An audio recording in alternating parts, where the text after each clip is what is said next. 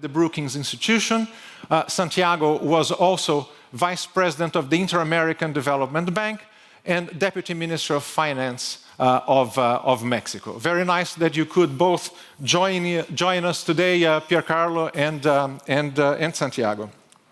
So the conversation today is about how to reshape, how to reform social protection and welfare programs in the light of the crisis that the global economy has been facing.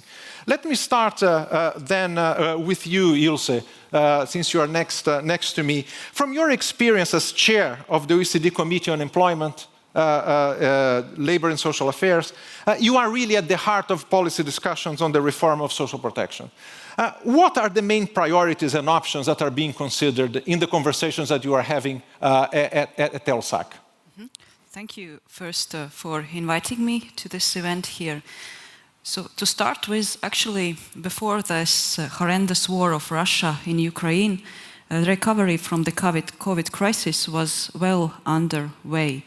And in the policy areas that I oversee as chair of the OECD Committee on Employment, Labor, Markets and Social Affairs, the OECD countries reacted rapidly to the COVID crisis and introduced measures to protect livelihoods, households, incomes of people. However, we also saw that the crisis showed that there are certain gaps in social protection and in some ways quite considerable, and the governments needed to react to this and to introduce new social protection measures to support these groups. And also we can expect that there will be socio-economic disruptions from the war as well in the coming future. As to those gaps that were identified and are also seen in the work of ELSAC, one particular group that stood out were self-employed, and there a number of OECD countries introduced measures to support them during this pandemic. And we also see that green and digital transitions, and here I mean, for example, the gig economy, platform work, and the likes, will also continue to reshape the world of work. And as to social protection, I think it's very important that now those measures that have been introduced during the crisis are being reassessed, and as well countries think about how to continue with them and how to bring some of them in their usual policy kit. And it's very important to emphasize that those social protection measures, it's important that they both combine fairness and also this idea of work incentives. I think it's very important. Additionally, I think the social protection nexus is an important one during the different crises.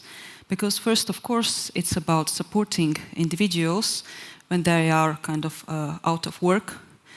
However, at the same time, it's about also bolstering the aggregate demand. And the COVID crisis showed that more attention should be paid to those atypical forms of work and also to self-employment and how good people are covered with social protection. I think those are quite important issues to be discussed. And here probably as well to maybe highlight that in numerous OECD countries, people on those atypical forms of work are 50 to 60% more likely to not receive income support during spells of out of work spells. So this is something that needs to be worked on further. And additionally, to finish my intervention, the OECD ELSA committee deals also with migration policies. And here you all know that there is a very huge refugee crisis going on, and according to UN information, already 3.8 million people have left Ukraine since the crisis, and it's actually the fastest growing humanitarian crisis of that sort, I think, since the Second World War. And EU and non-EU countries have reacted to this, introducing different measures to support the refugees. However, from this, I think as well, this policy issues and how to better support people in this situation will be something that the OECD and the ELSA committee will work on in the months to come. Thank you very much. Thank you very much, Ilse. If I can just follow up on that. In the light of the experience of the pandemic, what are the areas where we've learned the most in terms of what needs to be done to boost the resilience in particular? I think one important area is that social protection needs to be universal. And for some countries, it might mean as well to think about how the social protection and social insurance systems are built, and also how to deal with those different new forms of work and self-employment and the social insurance coverage of those forms. And also I think there is also a role for different specific measures, like for example short-time work schemes during crisis, and those can be either temporary or permanent. But I think the crisis showed a lot of and gave a lot of policy kind of guidance as well for future crises. Thank you. Very good. Thanks, Ilse. With that, Piercarlo, if I may turn to you. The world has faced essentially two, although very different, but two very big crises in the space of a decade and a half. So it's a lot of shocks that we've had to face. In your view, what are the main gaps that these two shocks have exposed in terms of our, let's say, social protection schemes and systems?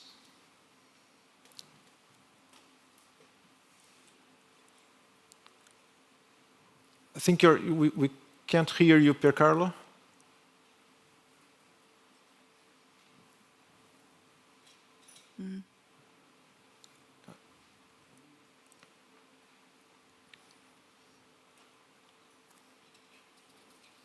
No, still not. You seem to be muted, or there is a problem with the sound.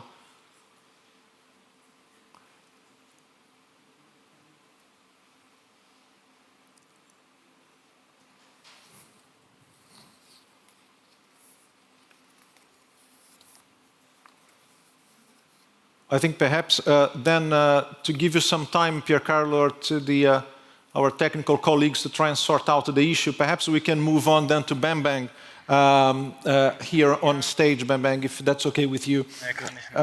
Ich muss wie mich schließen. Okay, so Bambang, you served as Minister of Finance of Indonesia, and Indonesia, as much as other large emerging markets, has specific issues in the labor markets, including, for example, informality in labor contracts. What are, in your view, the key priorities for emerging market economies when it comes to reforming or designing effective social protection schemes to boost resilience? Yeah, I believe in our case in Indonesia, one big issue that prevent the government to provide comprehensive and good social protection is the so-called unpopular fuel subsidy that has been in our system probably now almost 40 years, since 1970s.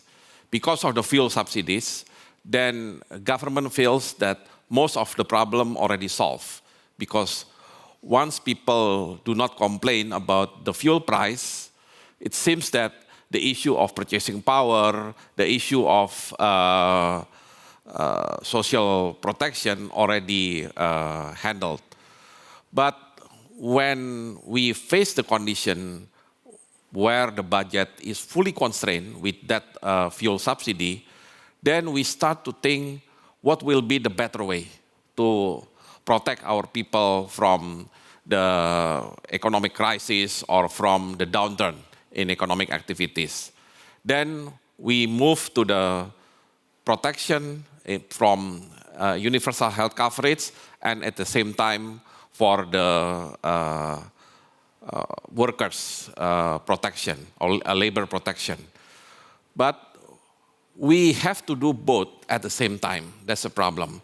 So that's why the resources are rather limited, and that at the end, we have to take the drastic measures in 2014 by abolishing the fuel subsidy. But unfortunately, the abolishing fuel subsidy for a country that already enjoy 40 years or more of the fuel subsidy is not easy. After few years, abolishing the subsidy, although coming up with other name, we call it compensation to the state-owned enterprise that provide the fuel supply, then the subsidy crawling back to our budget. And that's why the ideas to provide a comprehensive social protection in Indonesia still, I believe, a long way to go. Another problem, I think, is data. Unfortunately, we don't have, until now, the so-called single data entry for our population. It means that to give the targeted social assistance to the low-income group or the lower-income group, sometimes successful, but in some other cases, we found that the data is misleading, the data is false, and data is inaccurate. So at the end, the ideas to have targeted social protection is rather limited in terms of effectiveness. So I think that was our experience dealing with how government can provide social protection to the people. And then another issue that we have to raise to the attention is the companies, or as you mentioned rightly, we still have a lot of so-called informal workers. And although we try to provide this kind of protection to the informal workers by, they are, as long as they are in our database, then government can provide their social protection, although they are informal. But the problem is the informal prefers to be informal rather than transform into the formal sector, simply because they are afraid that once they become formal, then they have to pay the tax. Of course, they will get protection, but at the same time, they have to pay the tax. That's why the process of formalization in Indonesia is a little bit slow. And so far, 90% of business activity still driven by the small, medium enterprise that to some extent can be considered as informal sector. Thank you, Bambang. In fact, really a supremely important issue that you mentioned of fossil fuel subsidies, but also designing ways of protecting vulnerable groups against the adverse shock of fuel price increases in fuel prices or food prices, as a matter of fact, a very important issue as well. On informality, I'm sure that Santiago will come to this point as well in the context of Latin America. But let me follow up with you, Bambang, on the T20 more specifically, okay, since you are a lead co-chair of T20 Indonesia. What are the priorities of the Indonesian T20 in this area of welfare programs and social protection schemes? Yeah, I think our emphasis would be on inclusivity. And I really like the idea raised by Dennis Nower this morning about economic recoupling. And of course, we would like to have the economic recovery as soon as possible. But we cannot rely only on the economic side of the recovery itself. Any recovery effort should include both economic aspect and social aspects. Because we identify, even before the pandemic, there is a rising inequality. Partly maybe because of the extensive growth of digital business, and the other could be by ineffectiveness of our social protection program.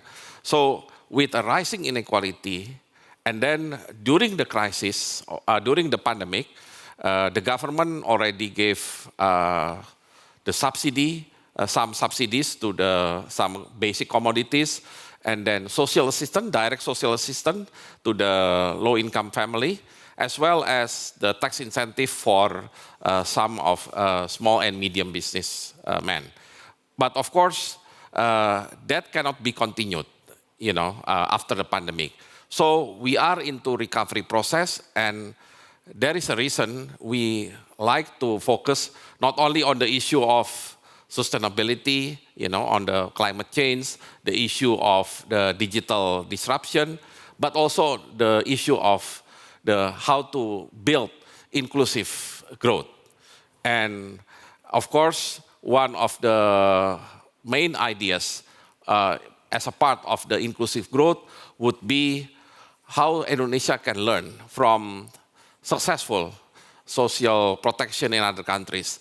And basically for us, if we can really switch any type of subsidy related to the fossil fuel fully into a targeted social assistance, that will be the social protection itself for most of the low-income family in Indonesia. But again, because of political things, because of sensitivity of this fuel price, even now with the rising oil and gas price all over the world, then government will focus their budget in providing subsidy, and sometimes they might neglect the idea to have much better social protection by giving targeted social assistance to the low-income family. Very good, and very important point, Bambang, of recognizing that many of those choices have budgetary implications, that there are trade-offs that need to be considered when designing those programs. Piercarlo, I think you are back, and your sound problem has been solved. So back to you. In your view, main gaps given the shocks that the global economy has faced over the last decade or so. No. I think we are having a bad luck with you, Piercarlo, today. Try to, oh, that's it. You cannot hear me. I can hear you, but you cannot hear me. No, now we can hear you. Perfect. So fingers crossed. You can hear me? Okay. Yes. Let me try. Tell me if you can continue to hear me. Okay, fine. Well, first of all, thanks again for the invitation, and I also thanks my colleagues on the panel. I was able to hear about half of what they said. I understand that we are all on the same page. Let me summarize my thought very briefly. First of all, yes, there are crises, many more than the ones, not just two crises, I would count at least four, because of the twin crisis in the financial crisis and the Eurozone crisis in the early part of the past decade. Then, of course, COVID, and now this huge crisis, which not only is a war, full-fledged, but it's going to be, in my view, possibly the beginning of a new stage of the global economy. Let's hope I'm totally wrong. It has been a social crisis even before an economic crisis. All of them have a social implication, and the implications are that the weak segments of the population, women and young people, are the first one to fight. We all know from evidence that when there is a crisis, inequalities are on the rise, and this feeds back negatively on the way the economic system works out. So therefore, we need to have more resilient systems and more resilient mechanisms. Is that possible? Now, here we bump into a very well-known piece of difficulty in global governance. How do we get countries to agree on doing similar or complementary policy actions? Here I have one example I'd like to share, which is the European Union example, where the European Union has always have had crises which have been sometimes the driver of progress in Europe, but also these crises were overcome whenever there was a joint view and an agreement on what institutional change were necessary. Now, the COVID crisis has, on the positive side, shown how the European Union can actually react by introducing in the system new institutions to deal with the current crisis and possibly with the future. Let me give you two very well-known examples. What the European Union did to respond to the COVID crisis was to establish the next generation EU mechanism, which is aimed actually at restoring growth and at the same time leading transformation in the two twin transformations that were put on the table, the digital transformation and the environmental transformation. This has led also to innovations which are extremely important, both for their quantity and their quality, like European bonds being the instruments used to finance these new actions and producing a step forward in the way the European Union has faced these transformation pressures. But also the other example, which is much less known, and I like to stress, which is the SURE mechanism, which is a mechanism built up to deal with labor market and unemployment problems. Now, much more can be done in that direction, but this is the first time in my knowledge that a supranational labor market and employment instrument is put to work. So this bodes well for the fact that in the global governance agenda, social aspects are gaining importance, as they should be, not only because there's lip service paid to them, but because there are instruments which are being brought to bear to deal with the issue. And I hope that we can move on from this situation by providing more permanent instruments. The Next Generation EU is not a permanent instrument, which can address economic and social transformation and environmental and social sustainability. Then I would have to say other things, but maybe there is a second opportunity to have a round of points being raised. I hope you could hear me at least in the sound. Absolutely, the sound is very good, Piercarlo, and thanks for this. But please go ahead. I had a follow-up question that was now, you've spent a significant chunk of your career in public policy. Now you have the opportunity of looking at these issues from the vantage point of the business community and the finance community. How can businesses join forces with public policies to precisely go in the direction that you've just described? Well, let me try to be optimistic. There is a way which is actually being implemented in the financial world, and not just there, which sees a strong collaboration between the public and the private sector. And this goes through the ESG experience, which you are all very familiar with. The ESG experience is a very powerful instrument if taken seriously, because in one sentence, it generates a new incentive set in the marketplace. It drives investment decisions towards a direction which is not the usual profit maximization. And the private sector is contributing, certainly the banking industry is contributing, and I have a personal experience to that, in reallocating resources, private resources, not just public resources, towards sustainable allocation, with one aspect which I think has been overlooked so far in the public debate. Taking ESG, we always concentrate on the E, the environmental. We do not concentrate hard enough on the social. And this is, of course, important because S comes after E, but also because, let's face it, sometimes there might be trade-offs, and having environmental sustainability may entail implications for the social sustainability and redistribution aspects, which are not always easy to deal with. So we are facing a challenge on how to design incentives and allocating resources in ways that go beyond this trade-off and allow us to reach both environmental and social, and as well as governance, which is a third letter in the acronym, environment. And what we see, and this is encouraging, is that institutions and policymakers agree, but also the private sector responds. So we are together, in a way, building an incentive set which would see the achievement of the ESG targets on an harmonious way and not in a conflicting way.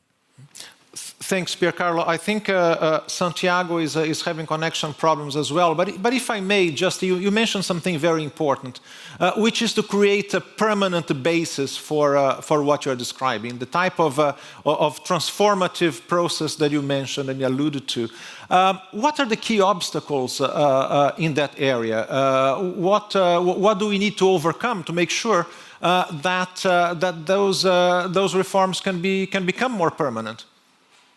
Well, there are a lot of elements which apparently are obstacles, but I would go down to what I believe to be the root element of obstacles for progress, which is recognizing two important features of sound policy. One is the fact that there are common and not just individual targets to be achieved, and that there is therefore the need to achieve public goods. For instance, in Europe, we are looking at that concept.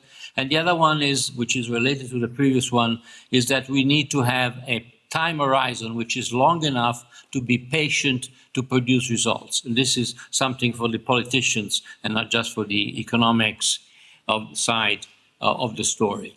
So we need to find ways to have long-term targets which go beyond the domain of single governments or single endeavors. And unless you do that, you will never see the benefits.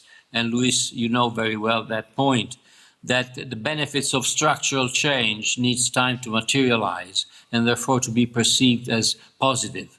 Unless we do that, we will always see short-term prevail over long-term. And if we see from the current crisis that we cannot afford just to have short-term responses. We need to build institutions, to pour resources in that direction. But that, as I said, requires time and requires patience, requires political and social leadership, which is not always available. Absolutely, Piercarlo. I think you mentioned, short-termism is always a difficult barrier to reform of public policies, but also all the political economy considerations. And I think, Bambang, you mentioned that in the context of fossil fuel subsidies, which is an important consideration as well.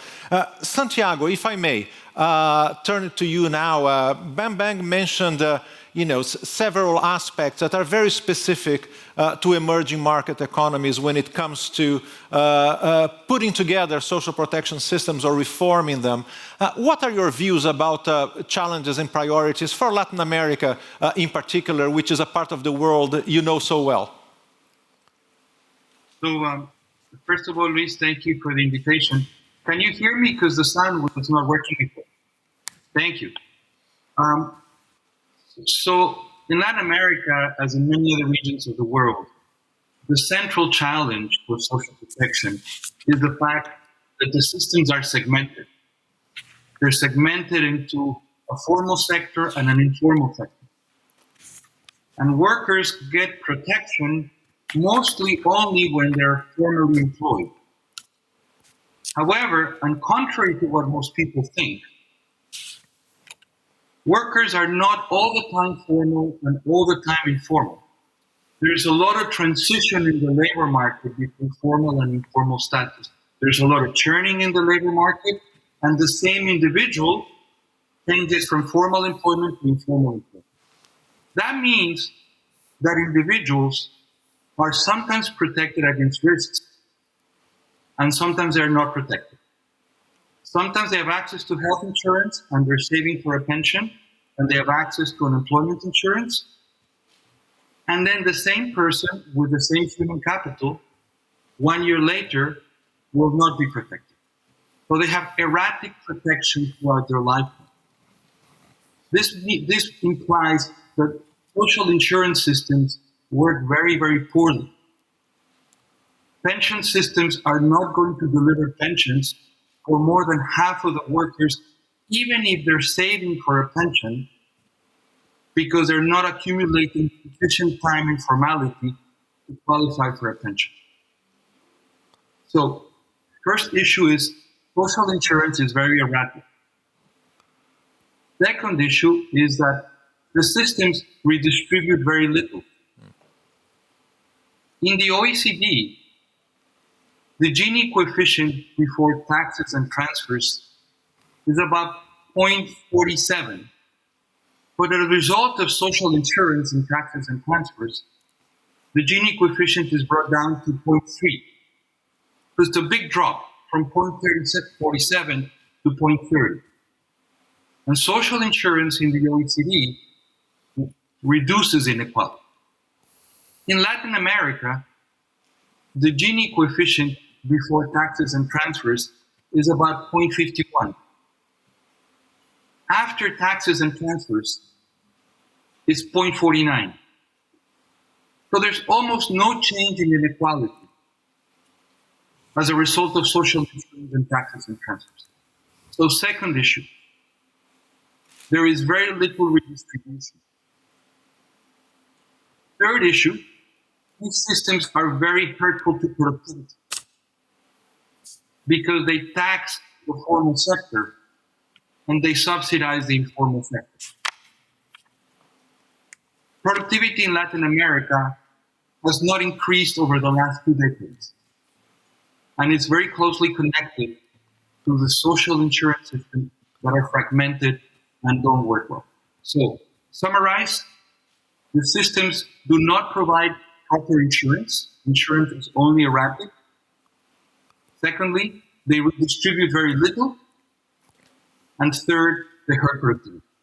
So looking forward, Luiz, we have to go to think into universal systems that bridge the formal-informal divide, and then go away from targeting systems that have many incentive problems and that have implicit taxes that generate very perverse behavior. And there's a vast literature in Latin America with careful econometric studies that show that on the whole, these systems are not very well. I close by saying we can only move to universal systems if we put the discussion of social insurance in the context of the discussions of tax reform.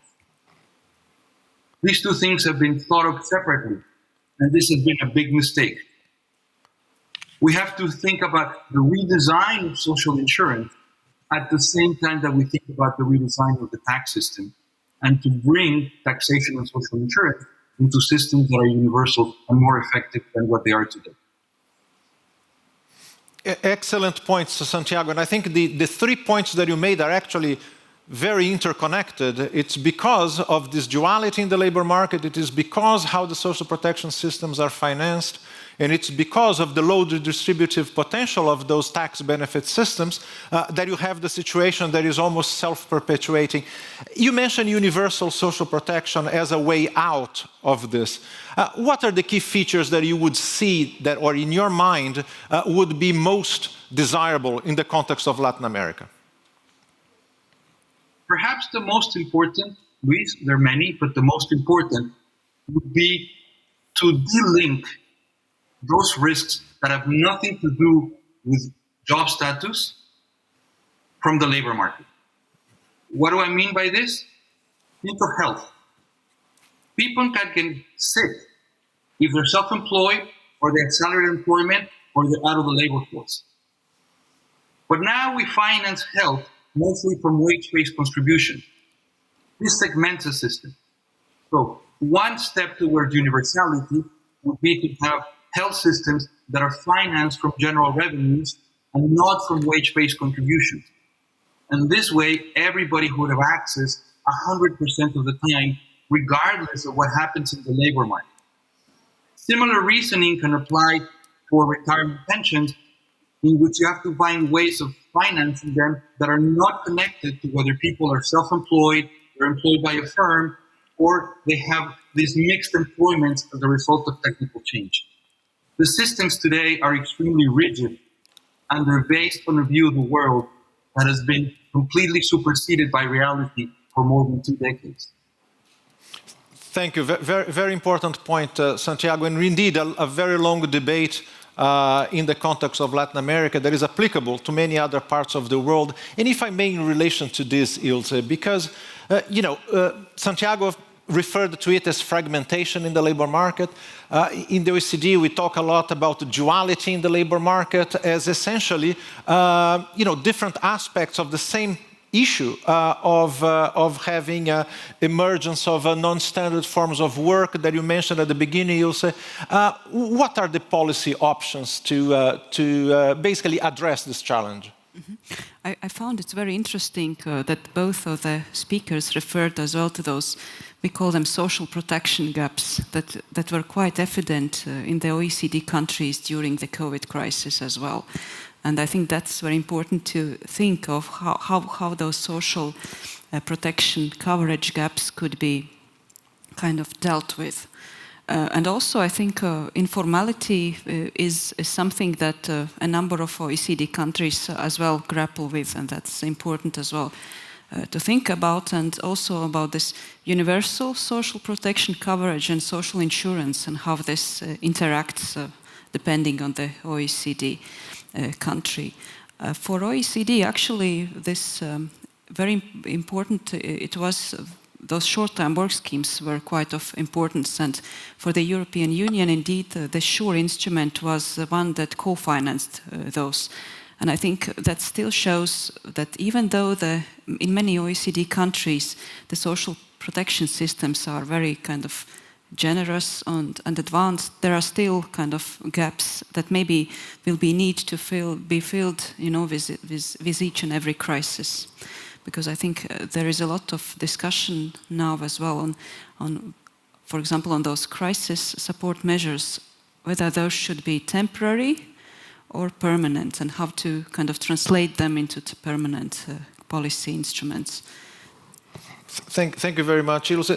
Piercarlo, if I can turn to you, because I think all this issue that Santiago mentioned, Ilse mentioned about lowering the tax burden on labor income, as being one option for correcting some of the processes that lead to duality in the labor market, to informality, to financing social protection. That option is one that has considerable budgetary implications. You were the finance minister of Italy. What are your thoughts about options for financing a reduction in the tax wedge on labor income, for instance? Well, there is a big story that we used to tell at the OECD, that there are different growth implications of different taxation structures. I still believe that is the case. And my approach would be to put that within the context of as general as possible tax reform. I'm thinking of my country, where basically what you would have to do is to lower taxes on labor, but also lower tax on quote-unquote productive investment, including intangible assets, and increasing the tax burden somewhere else along the line. This is possible without generating major dislocations in the income distribution. But one area where to find resources for a lower tax wedge would be exactly taxation elsewhere, because of course you need, and of course if you can lower the aggregate level of taxation, that's fine. But that requires further efforts in, for instance, in tax administration policies, which are important. So this would be my answer. It has to be a general equilibrium taxation problem rather than a specific tax measure. Absolutely. Bambang, if I may turn to you, because again, I mean, you had to face similar challenges when you were at the helm of the Indonesian Minister of Finance. Any thoughts on that? Yeah. I think one way to reduce the burden on the labor, at least what I did in 2015, is to raise the non-taxable income threshold at the same level with the highest minimum wage in Indonesia, because we have different minimum wage based on district provinces. So we are trying to reduce the burden by having the non-taxable income up to the level of minimum wage. That's number one. But again, solution from revenue side, from the taxation side, will not be enough. I believe the priority in social protection should be how to transform the commodity subsidy into more productive social assistance. And also how to reform the pension system. In Indonesia, for example, for the civil servants, the pension system, I think, is quite strange. It's a combination of defined benefit and defined contribution. So basically, the pension fund management collapsed because defined benefit, defined contribution will not work if they are together. As a result, government every year has to basically subsidize the payment of the pension to the civil servant. On the non-civil servant, on the private sector, the pension system has been reformed, and they already have the special agency dealing with the private sector. But even for the civil servant, until now, we haven't had solution.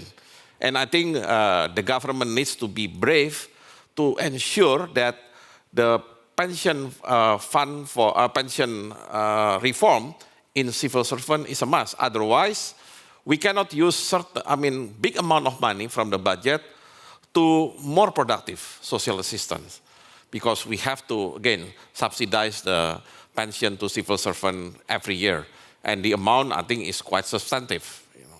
Thank you very much, Bambang. In fact, I think this has been a fascinating conversation. We covered issues of reform, issues of the challenges we are facing now, options for financing all those reform measures. So really, I think it's a topic that we could go on for hours talking about this, but unfortunately, the time is up. I would just like to thank very much Piercarlo, Santiago, Ilse, Bambang for sharing your thoughts with us today. And please join me in a big round of applause to the panelists and thank you for joining us today. Thanks especially Piercarlo and Santiago for joining us from Italy and from Washington, D.C. Thank you.